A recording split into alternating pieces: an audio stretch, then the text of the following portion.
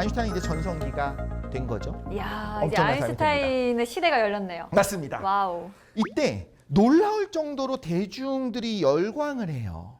지금과 또 분위기 달랐을지 모르겠는데 과학자 이렇게 하면 스포츠 스타도 아니고 네. 연예인도 아닌데 대중들이 그렇게까지 열광을 했어요? 그러니까요. 아니 이게 무슨 의미가 있어요? 지금까지 몇천 년을 사는 인류가 몰랐던 맞아. 사실이에요. 태양이 지나가면 공간이 휘어진대. 그럼 뭐 어쩌라고? 거야, 그죠? 그게 나한테 내 삶에 어떤 어. 영향을 주냐. 그 이후에 지금에 와서는 여러 가지가 있겠습니다만 저 때는 그게 의미가 없어요. 근데 대중이 열광한 이유가 있어요. 아인슈타인이 슈퍼스타가 된 이유가 있고 그걸 한번 우리가 공감해봤으면 좋겠어요. 일단 첫 번째, 영국과 독일이 어쨌든 미입다를 떠나서 1차 대전에 독일이 그렇게 못된 건 아니었거든요. 2차 대전에서는 좀 못되졌지만 그때 영국과 독일의 대화합을 하는 어떤 아이콘이었죠. 첫 번째.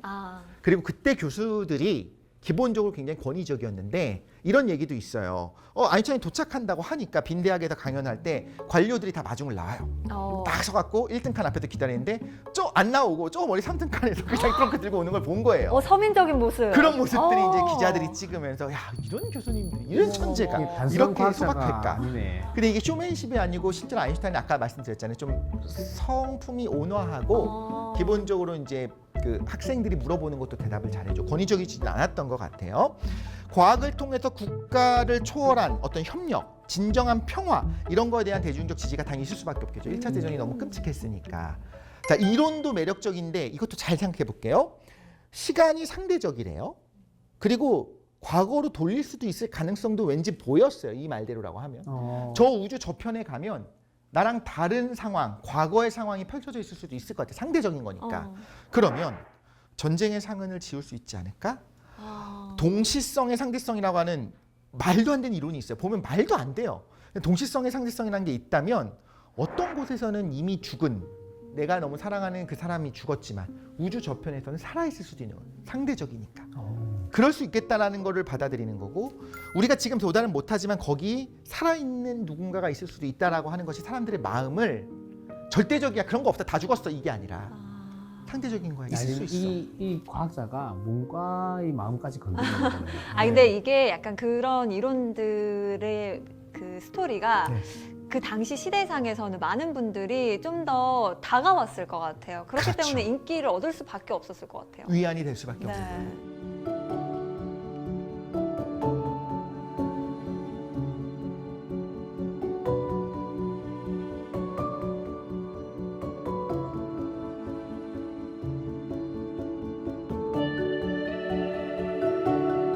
1919년에 아인슈타인이 이제 맞았다는 것이 알면서 얼떠들하면서도 엄청난 인기를 누리게 된다고 했잖아요. 이미 네. 슈퍼스타 됐어요.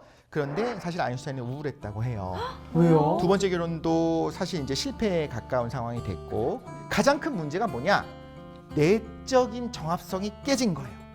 사실 이때 이미 노벨상도 받으면서 강연도 하고 이런저런 것들을 했었습니다. 이제 전성기 중에 하나예요. 그런데 실제로 뭔가 문제를 발견해요. 자, 이걸 말씀드릴게요. 다시 앞으로 돌아가서 GT식에 어떤 문제가 있는지 말씀을 드릴게요.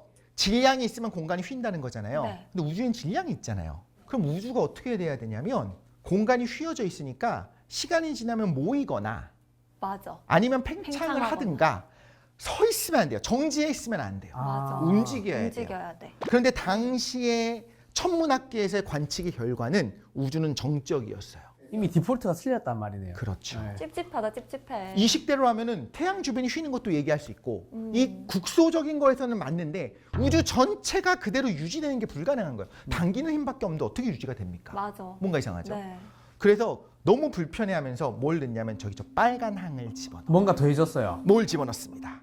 단순하고 아름다웠었던 나의 그 아름다운 시계 뭔가 훼손이 들어간 겁니다. 조잡하다, 조잡해. 굳이 그래서 빨간색으로 저렇게 하신 거예요. 맞습니다. 네. 네, 저 시기 중요한 시기라서 그래요. 사실 아인슈타인이 뭐 그렇게까지 불편했을까 이렇게 생각해 보면 좋을 것 같아요.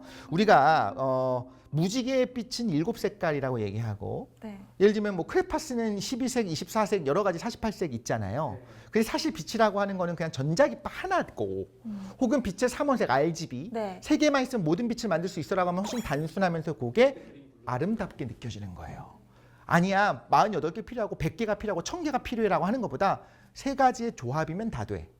혹은 그냥 전자기파인데 파장이 다르면 다 설명돼. 이게 심플한 거예요. 심플하고 싶은 거예요, 우리는. 그런 상황에서 아인슈타인은 심플에 집착하던 사람인데. Simple is best. 그렇죠. 그런데 본인의 이론을 자기가 수정해야 되는 상황이 된 거예요.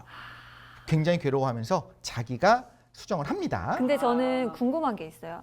자기가 저렇게 수정을 한 게 발표는 하고 노벨상도 받았지만 사실 자기가 생각해봐도 자기 이 수식대로가 맞으려면 이렇게 돼야 되는데 혼자 찝찝해했던 건지. 맞습니다. 천문학자들은 우주가 정적이라고 얘기를 해요. 네. 그런데 아인슈타인이 볼 때는 정적일 수가 없어요. 자기 식이 맞다면. 이 모순을 해결해야 돼요. 근데 주변 사람들은 오히려 뭐라고 하냐면 아인슈타인을 말리는 사람도 있었어요. 당신 말이 맞을 수도 있어요 라고 이야기하는데 아인슈타인은 고민하고 원래 남의 말 안 듣습니다. 내 내적인 정합성이 깨지니까 속상해하면서 내 아름다운 식의 훼손을 일으키면서 식을 바꾼 거예요. 그거를 내가 틀렸다라고 공표를 해요. 이미 슈퍼스타니까 발표하는 겁니다. 아니, 틀렸다고 발표하는 게 뭐 그렇게 자존심 상할 일일까 싶겠지만 그냥 아우 부끄럽다 이게 아니라 나의 아름다운 식의 훼손의 문제였던 것 같아요.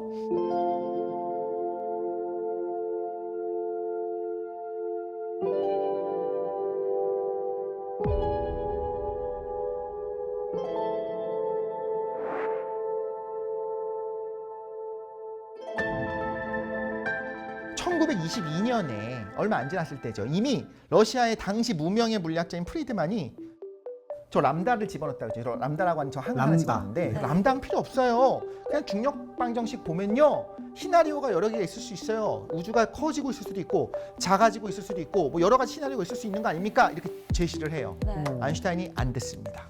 무시를 해요. 1927년에는 이거 굉장히 유명한 벨기에 카톨릭 신부였던 르메트르가 선생님 잘못한 거 아닙니다. 아니 이렇게 될 수도 있는 거잖아요. 이거 맞을 수 있잖아요. 이거 굳이 이게 바꾸지 않으셔도 돼요라고 지적했는데도 딱 와서 얘기를 하거든요. 근데 또 애써서 관심을 안 가져요. 그러니까 무시를 했다는데 무시도 이제 무시하는 게 아니고 이제 부드럽게. 이게 본인한테 너무 스트레스니까 외면하고 싶나 봐요. 맞습니다. 자기가 수정을 했는데 또 다시 수정하기가 싫었을 수도 있고. 그것도 있고요. 네. 르메트르가 말하는 거 나도 다 알아.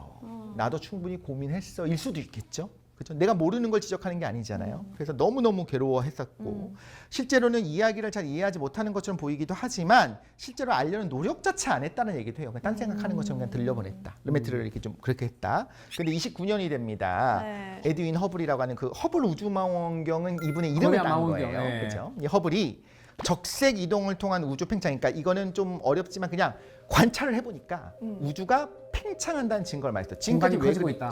그렇죠. 우주가 커지고 있다는 걸 네. 발표를 합니다. 이전까지는 천문학자들이 우주가 정적이라고 했잖아요. 그래도 정적이라고 했기 때문에 아인슈타인은 마음에 들지 않는 람다항을 집어넣으면서 고쳐놨는데 자세히 연구를 해보니까 허블이 연구해보니까 아니다. 우주 팽창합니다. 정적인 거 아니에요라고 발표를 해버린 거예요. 그러니까 아인슈타인이 어떤 일을 하느냐. 일단 가서 직접 가서 허블이 스타가 되고 네. 아인슈타인도 그 자리에 갑니다.